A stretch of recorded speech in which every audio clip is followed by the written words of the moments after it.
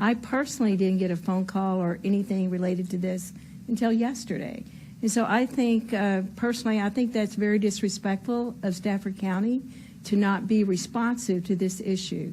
That's why I'm ready to move on, because we've notified them many, many times. We've had several times where we've had continuances in the past.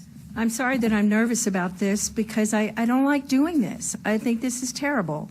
And I mentioned that I thought it was being very disrespectful to staff, but I want businesses to be in Stafford. I want us to partner with them. And this was a contract that they signed, and they're not meeting that obligation.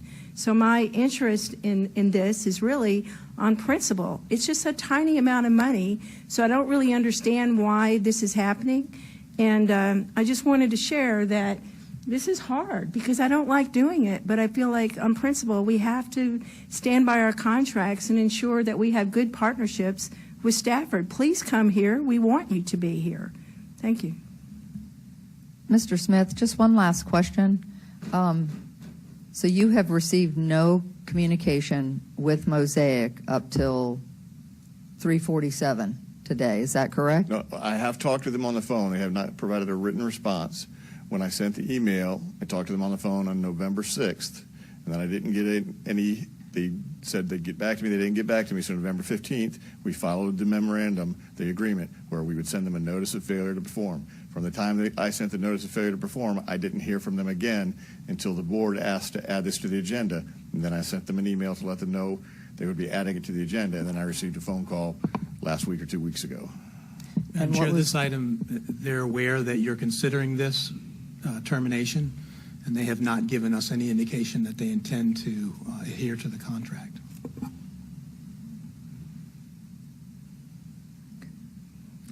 Ms. Allen. Yeah, yeah, thank you. I had the similar comments as Ms. Shelton did. As a county, we can't live up on our end of the contract to speak, and businesses don't. I think it's a bad precedent we'll be setting if we don't have people honor their contracts. And for those reasons, I'm in support of pulling the contract. Okay. With that, I'll bring it back to the board. We have a motion and we have a second. Is there any further discussion? Okay, please cast your vote for Resolution 20-56.